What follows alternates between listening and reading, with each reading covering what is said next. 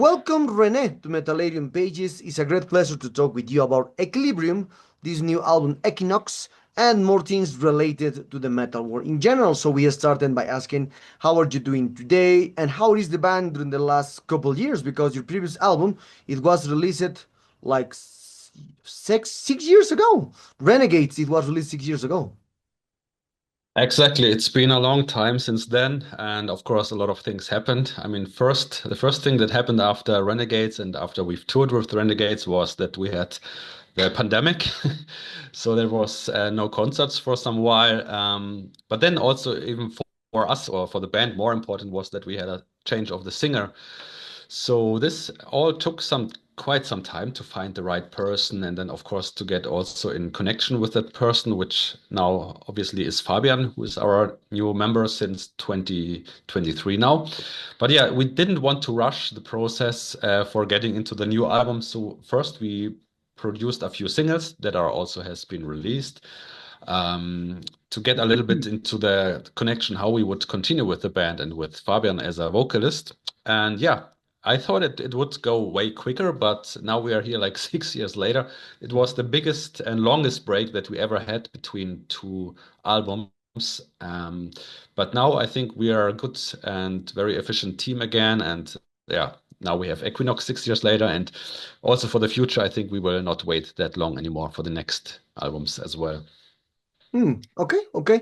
So, and into this topic, when did you decide to writing songs for this equinox?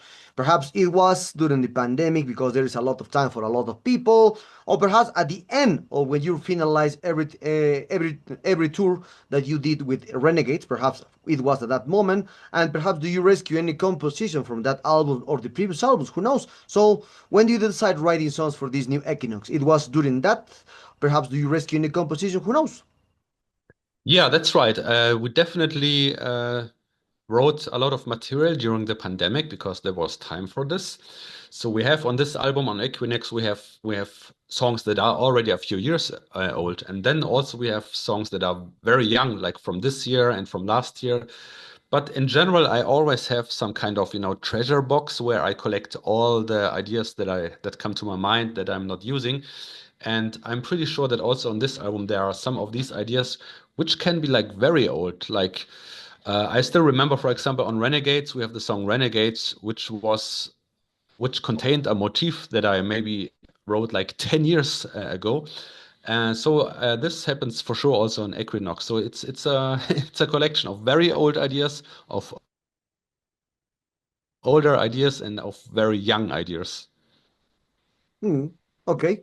Okay. Amazing. So now, well, this is the now. So in this situation, let's talk about more the concept of Equinox, about the cover art, the music, and obviously the lyrics. So how do you relate all these concepts about the cover art, the name of the album, and perhaps in some way, in because I'm just listening a few times this album, there's could be a concept album behind all this material. Yeah, so in general, like we wrote all the songs over a period of years, as I said, but at the end, like especially this year, we would still work on all the songs specifically to make them fit together on one album. So that's maybe also why it gives a little bit the idea, maybe it could be a concept album or something. We just try to make it kind of consistent because usually, like when I write songs, it can go in all kind of directions, but we wanted for Equinox to have still like a red line that goes through all the songs to have some that it's not too different from each other, and for us as it turned out to be is like that Equinox became an album that continues the more modern elements that we explored during the last years, but as well we reintroduced some of our like very old ingredients. So you have the modern elements, you have like more modern metal stuff, but you also have a little bit more old school metal stuff. And especially you have a lot of our folk and symphonic epic elements and ethnical elements again. So I would say it's on one side it's a step further again, like as we always do, but at the same time we also looked a little bit back to our previous ingredients that we used, and in general we tried to find for ourselves the essence of Equilibrium, like what is the essence of our sound and where want we go in the future also. And the same goes also with the lyrics.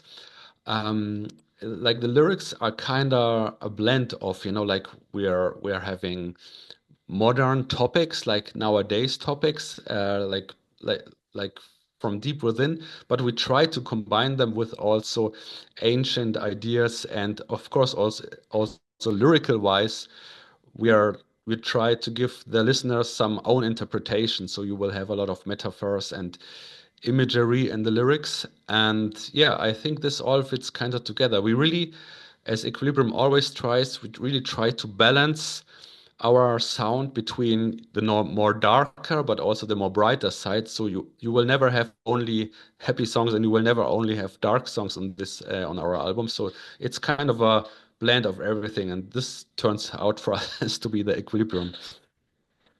Okay, okay, I understand, I understand. So now, well, the now your music's a lot of when I hear your music, you have folk elements, you have a lot of essence there.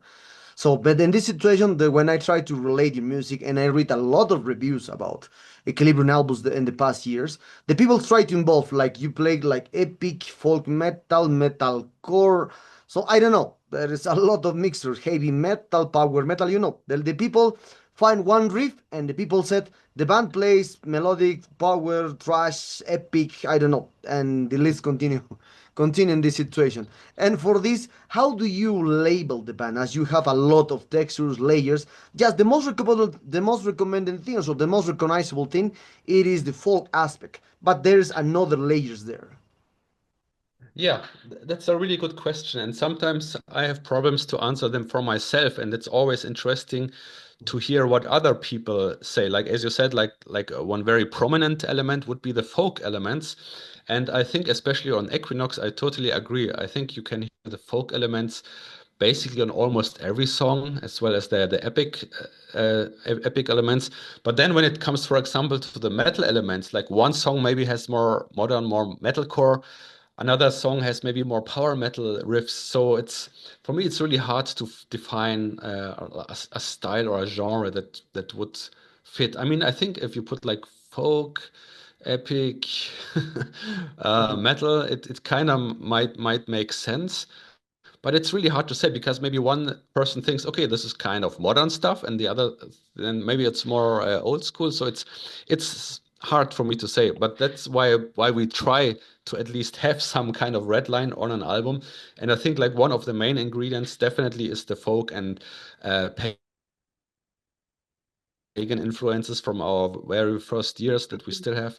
Nowadays, I feel they became a little bit more authentic because we worked a lot with real instruments also on this one. But when it comes to the pure metal influences, they can be in all kind of genres. I mean, we have blast beats there, then we have like slow metal riffs, then we have like some even black metal shreddings here and there. It's a mixture that came together through all the years. Hmm. Okay. Okay, okay. So, or one thing that you said about this topic about the folk, or the folk's like relative with the I don't know with the when this situation for the Viking in some ways, and other ways is related with the pagan style. And as you can see, there's a lot of bands playing something like pagan metal, pagan black metal. I don't know. But for me, the pagan metal doesn't exist because it's more like a feeling or lyric sensations about the topics of the Scandinavian topic or the ancient cultures in the past in Europe or every part of the world. So, and for you, as you are involved with these folk elements in your music, so how do you see this concept of the pagan metal? Do you think that really exists as a musical style, or is just a concept for people that like to be a little different compared to the death metal, black metal, etc.?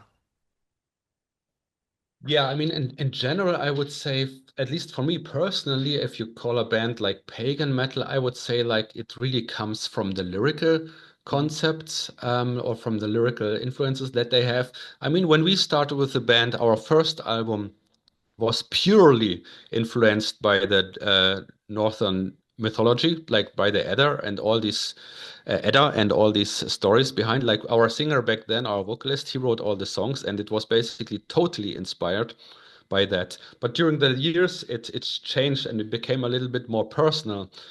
And yeah, I think in general, for me, like when it comes to pagan, Mhm. it's kind of a lyrical concept that bands use. Of course, they very often combine it with folk music influences.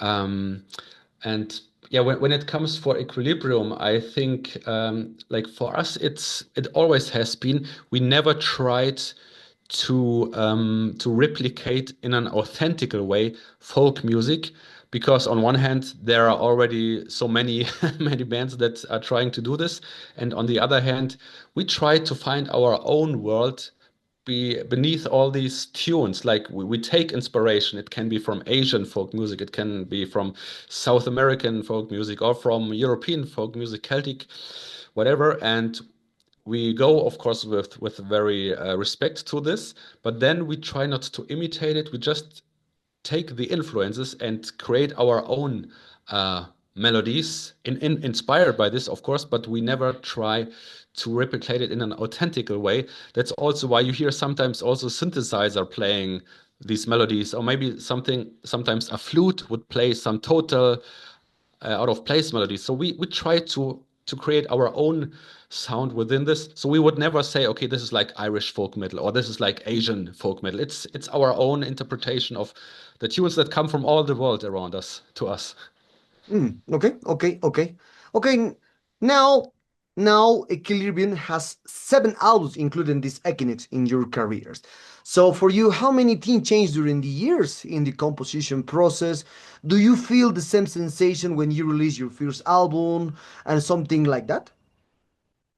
Yeah, I mean, releasing a new album is always special, especially if you look like we are now almost 25 years old. Like next year, we will have 25 years anniversary.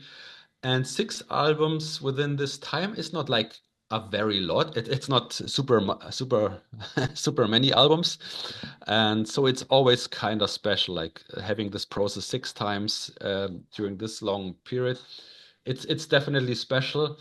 And in general, when it comes to the way of about writing songs, I feel like on every album also every song has kind of a different approach. You know, sometimes it starts with a melody, sometimes it starts just with a rhythm, sometimes maybe just with me sitting on the keyboards trying some chords.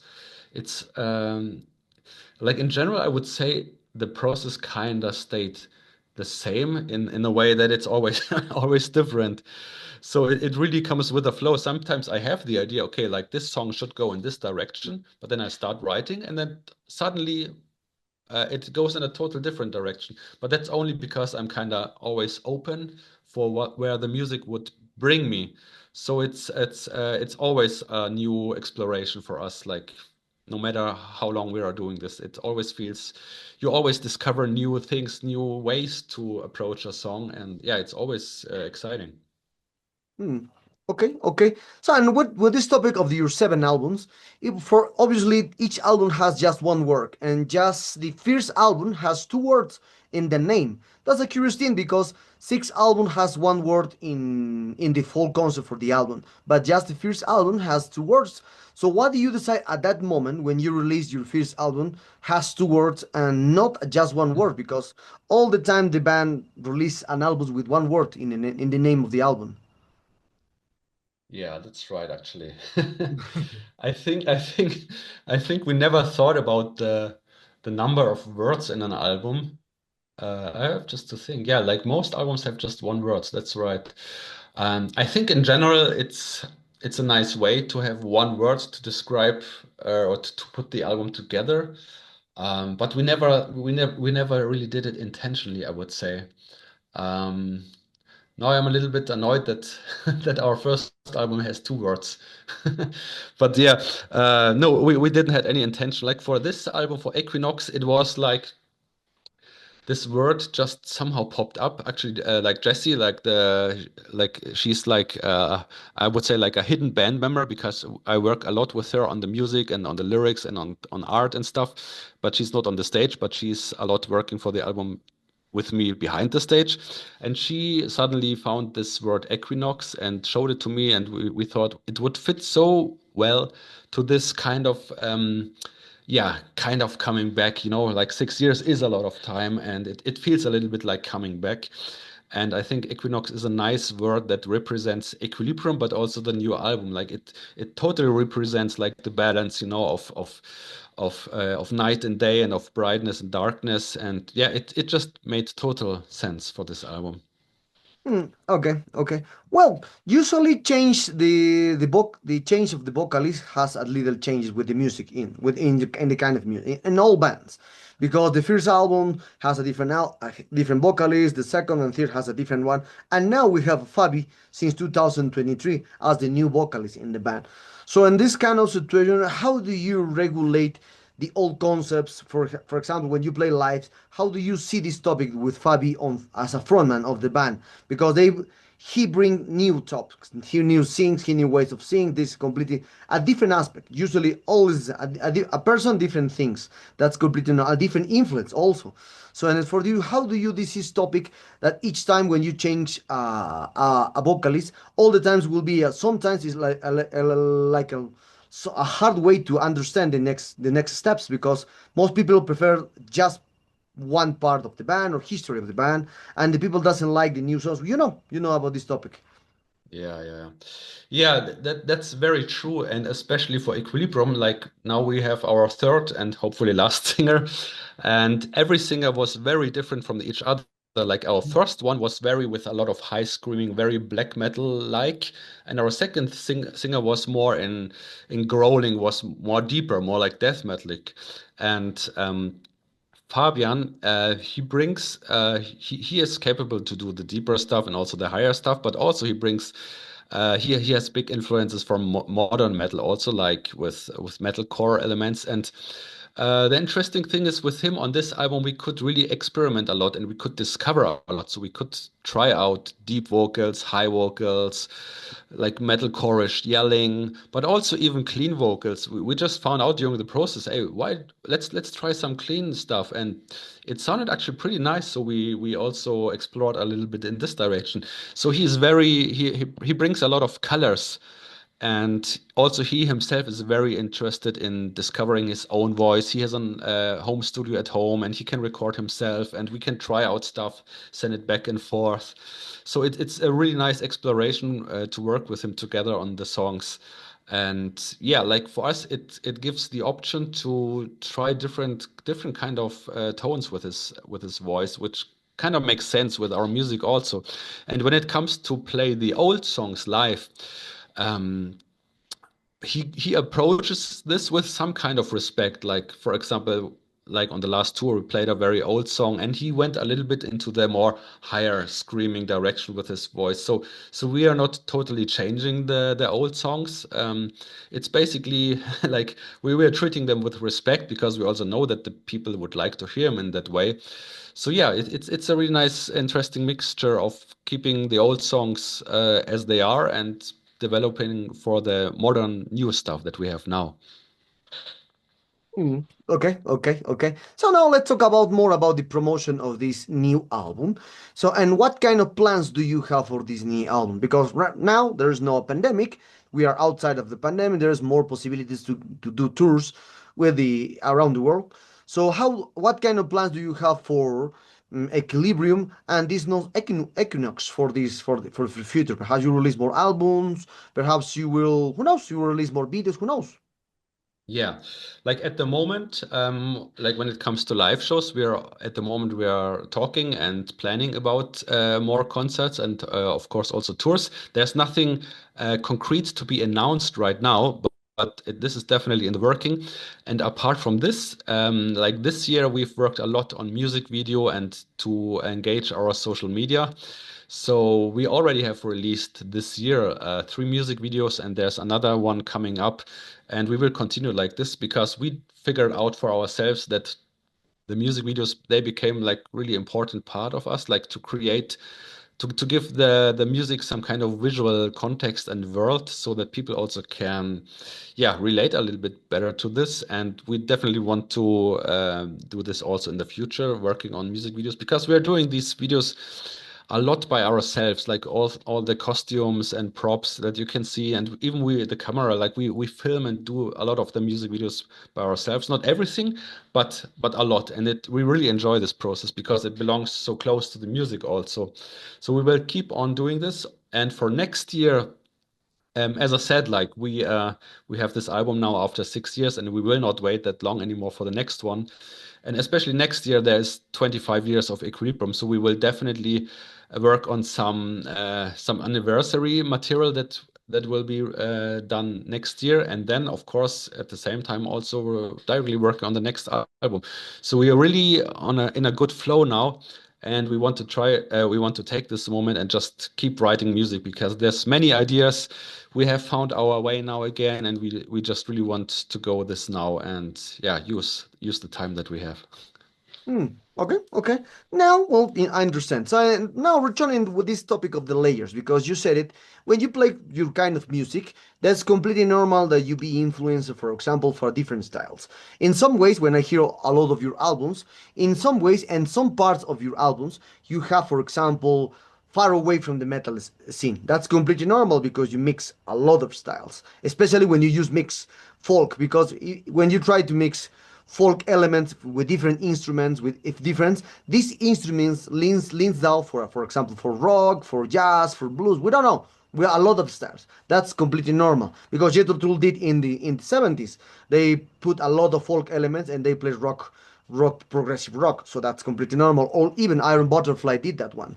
So in this one, how do you avoid being influenced by other feelings when you create music of Equilibrium, and at the same time think that you have your own sound and personality in the metal industry?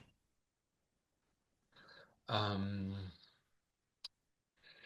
yeah, I mean, for me, it's like, as I said, like there's a lot of influences, and in general, like me personally, I listen to a lot of different genres also beside from metal. Um, So I could have seen myself back then also probably going into a total different direction, but at that time, like when I was in my teenage years and also early 20s, I was a lot into the metal. Also, of course, like in a cultural way, like my friends and like I was in the metal scene basically in Munich where I grew up. So this was a main influence that I also focused more on the metal side, but at the same time still always have been interested in all kind of genres. So for me, it's kind of at that point I chose the metal and the metal scene as like the basic world because I liked to be with the people. I liked the rebellious way of this. I liked yeah, I just preferred it way much more than the other subcultures. I just felt comfortable there. And then, of course, like this metal as the base would be the ground for what I would create else with the music. And so basically, that's what Equilibrium also is. Like you have the metal, and then you have many influences from music that I also like the cinematic stuff, like the folk stuff, like also the electric stuff. That's also why over the years, over this more than 20 years, like you have like you can take one song from one album and then take one from another album, and you could think that these are total different bands. And I can understand that sometimes people have a problem with this because, like, on this album, they think, okay, this is Equilibrium now, and then on the next album, okay, but this is kind of different. And I understand that can be a problem for the listener.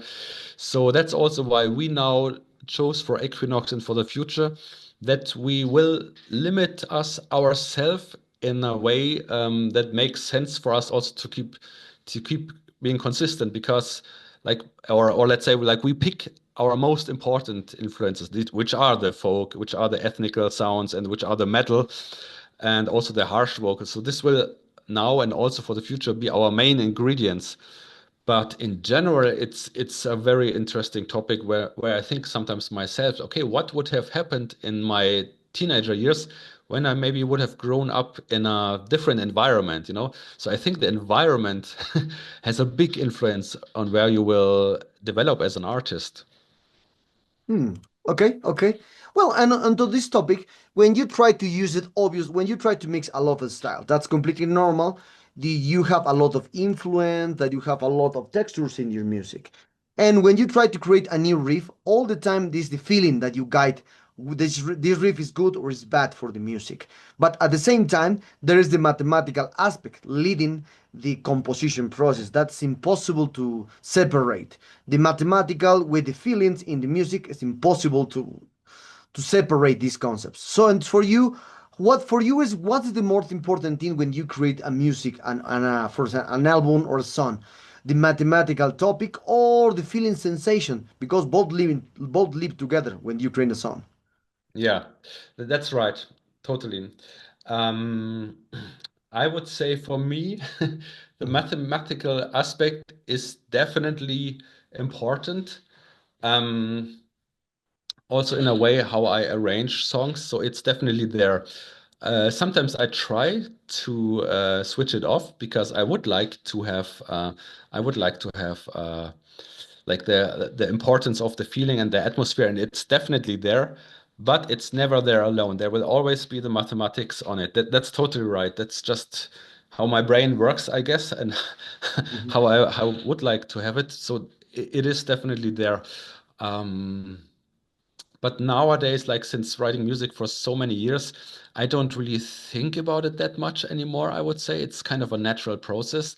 Like you have the melodies, you have the organic sounds, the organic textures, Mhm. and then they will get a little bit through my grid of mathematics to get it into the song. And I mean, in general, I feel like most metal genres are very are very about mathematic in a way, and I think it's not a bad thing because for me also like universe also has some kind of mathematics, and it's something natural also for me. So yeah, it's definitely a combination, but nowadays I don't think too much anymore. It's more about the feeling, but I feel like also my feeling is sometimes defined by the mathematical filter.